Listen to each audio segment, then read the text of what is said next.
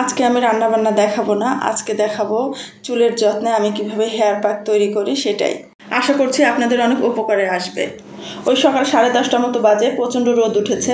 আমি ছাদে চলে গেলাম কিছু অ্যালোভেরার পাতা সংগ্রহ করার জন্য। অ্যালোভেরার গাছগুলো অনেক ঘাস হয়েছে আর নতুন নতুন অসংখ্য ছোট ছোট চারা বের হয়েছে। আমার ছাদে অনেকগুলো টবে কিন্তু অ্যালোভেরা আছে। যেহেতু অ্যালোভেরার পাতাগুলো নিয়ে নিলাম, তাই কেটে নিলাম, তাই ঘাসগুলোকেও পরিষ্কার করে দিলাম। যে বক্সটাতে অ্যালোভেরার পাতাগুলো কেটে রাখলাম, এই বক্সটাতে 1 ঘন্টার মতো অ্যালোভেরার পাতাগুলো একটু পানিতে ভিজিয়ে রাখবো। পানিতে ভিজিয়ে রাখার ফলে এর যে গোড়ায় যে কষটা থাকে, বিষাক্ত কষটা, এই কষটা চলে যাবে। তারপরে ভালো মতো ধুয়ে নিব। ধুয়ে অ্যালোভেরার 2 সাইডে যে কাঁটাগুলো আছে, কাঁটাগুলো কেটে নিলাম। কারো যদি অ্যালার্জি থাকে তাহলে ওই যে অ্যালোভেরার পাতাটা যে ভিজিয়ে রাখলাম, বিষাক্ত রসটা বের হয়ে গেল, তখন ওই অ্যালার্জিটাই চুলকাবে না। এখন অ্যালোভেরার পাতার মাঝখান দিয়ে একটু ফেলে নিয়ে আমি একটা চামচ দিয়ে যে জেলটা আছে, জেলটা সংগ্রহ করে নেব। কারো কাছে যদি অ্যালোভেরার পাতা না থাকে তাহলে সেক্ষেত্রে আপনি সুদিং জেল কিংবা অ্যালোভেরার জেল যে বাজারে কিনতে পাওয়া যায়, ওইটাও ব্যবহার করতে পারবেন। আর এই প্যাকটি বানানোর জন্য আমি নিয়েছি মেথি, পেঁয়াজ, মেহেদি পাতা, পাকা কলা, টক দই, কালো জিরা আর একটা ডিম। আমি কালো জিরা আর মেথিটা সারা রাত ভিজিয়ে রেখেছিলাম। ভিজিয়ে রাখার আগে কিন্তু এগুলো ভালো মতো ধুয়ে তারপর পানি দিয়ে ভিজিয়ে রেখেছিলাম। এখানে কলাগুলো অনেক বেশি পেকে গেছে, তাই ফেলে দিতে চাচ্ছিলাম, কিন্তু মেয়ে বললো, মা পাকা কলাগুলোও দাও, চুল সিল্কি হবে। এবার কলাগুলো দেখেন কত বেশি পেকেছে, একদম মজে গেছে। এছাড়া পাকা কলা আর মধু যদি ব্লেন্ড করে নারকেল তেল দিয়ে দেন তাহলে চুলে কিন্তু ইনস্ট্যান্ট সিল্কি ভাব আসে।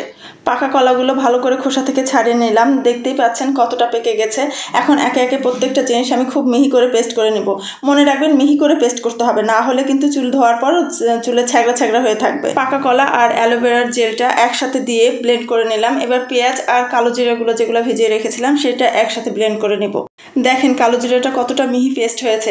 এই পর্যায়ে বন্ধুরা আমি মেথিগুলোকে পেস্ট করে নিব। মেথিগুলো যেহেতু সারা রাত ভেজানো ছিল তাই ফুলে ডাবল হয়ে গেছে, তাই আমি সবগুলো একসাথে দিয়ে দিলাম, কিন্তু একসাথে হয়নি, পর্যায়ক্রমে 2 বারে দেওয়া লেগেছে।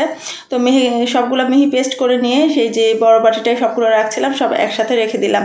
এই পর্যায়ে আমি সেই মেহেদি পাতাগুলো পেস্ট করে নেব। এই প্যাকটা আমার ছোট মেয়ে, বড় মেয়ে আর আমি 3 জনই ব্যবহার করব। যেহেতু 3 জন ব্যবহার করব আর একটু বেশি বেশি মাথায় দিব, সেই জন্য একটু বেশি করে তৈরি করেছি।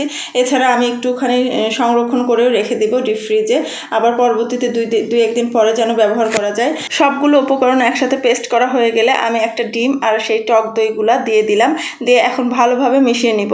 ভালোভাবে মিশিয়ে নিয়ে এইটা যখন ব্যবহার করব তখন একটু নারকেল তেল মিশিয়ে নেব। যেহেতু এই প্যাকটা প্রাকৃতিক উপায়ে তৈরি করা হলো, তাই যাদের চুল পড়ছে বা প্রচণ্ড খুশকি হয়েছে তারা ব্যবহার করতে পারেন। আর যাদের মাথায় উকুনের সমস্যা আছে তারাও এটা ব্যবহার করতে পারেন। এটা ব্যবহার করলে কিন্তু উকুনও কমে যায়। এদিকে ছোট কন্যা বসে গেছে প্যাক লাগানোর জন্য। তার বাবার একটা গেঞ্জি পরে বসেছে। এই গেঞ্জিটা ওর বাবা যেহেতু পরে না, তাই ও পরেছে এই গেঞ্জিটা মাথায় প্যাক লাগানোর জন্য। তো আজকের ভিডিওটা এই পর্যন্ত। কেমন লাগলো জানাবেন। সবাই ভালো থাকবেন, সুস্থ থাকবেন। আল্লাহ হাফিজ।